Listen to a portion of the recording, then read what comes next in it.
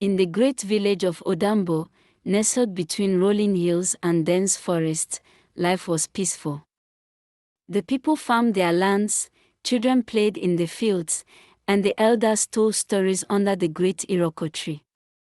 But one day, a dark shadow fell upon the village.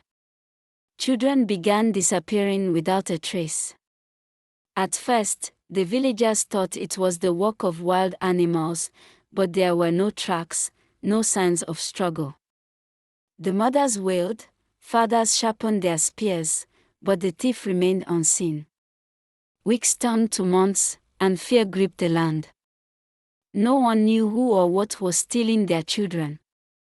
One fateful night, an old hunter named Jemba was returning from the forest when he saw something that made his blood run cold. Under the dim light of the crescent moon, he saw a massive figure, its eyes glowing like burning embers.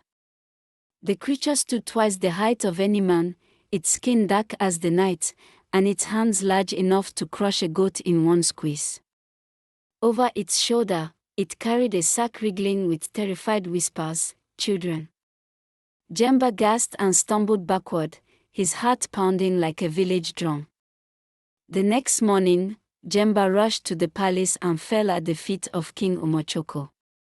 Breathless, he recounted what he had seen. The king, his face dark with worry, called his council. "If this is true," the chief priest murmured, "then we are dealing with a creature of the dark world." A trap was set that very night. The strongest warriors of Odambo hid near the village entrance, their spears gleaming under the moon.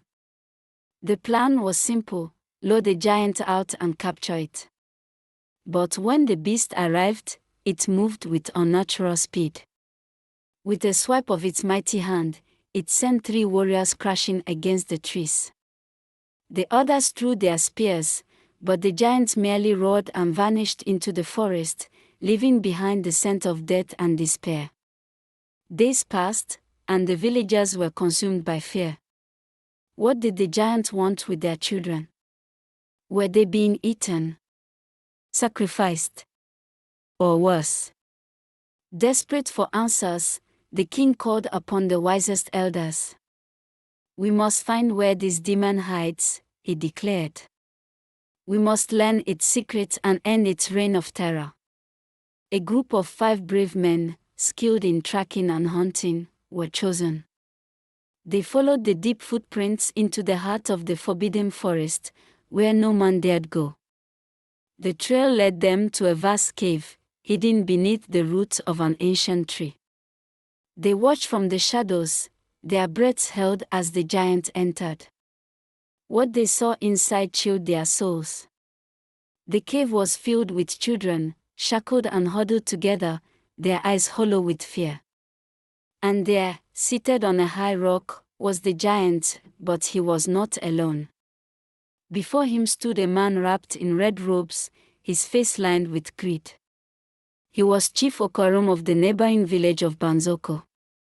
"You have done well," the chief said, tossing a sack of gold at the giant's feet. "These children will fetch a fine price in the slave markets across the great river.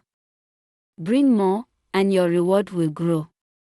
Rage burned in the heart of the trackers. This was not just a monster, it was a servant of an evil man. They crept away and returned to Odambo, their minds racing. Killing the giant alone would not end the trade, but it was the first step to saving their children. The king devised a plan. The village's greatest healer, Old Momonwondo, brewed a deadly poison from the roots of the sacred Aikno tree.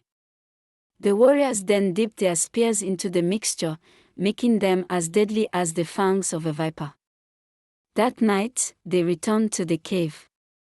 The warriors attacked with precision. The giant fought back with terrible strength, roaring like a wounded lion. But with each stab, the poison worked its way into its veins. It staggered, its massive body shaking. With one final cry, it collapsed, its fiery eyes dimming into nothingness. The warriors freed the children, and as they led them home, Their cries of joy filled the night air. Chief Okorom, upon hearing of the giant's death, fled his village, never to be seen again.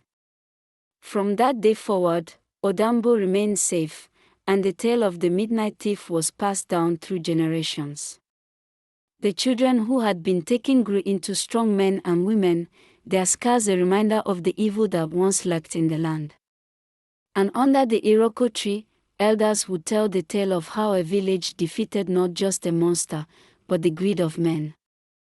If this tale touched your spirit, let your light shine, like, share, and join our growing village by subscribing. Every story keeps the fire alive. Stoke the flames, like, comment, and subscribe to journey with us through many more tales. The wisdom of the ancestors grows with every voice. Share your thoughts below, and don't forget to subscribe to keep the stories alive.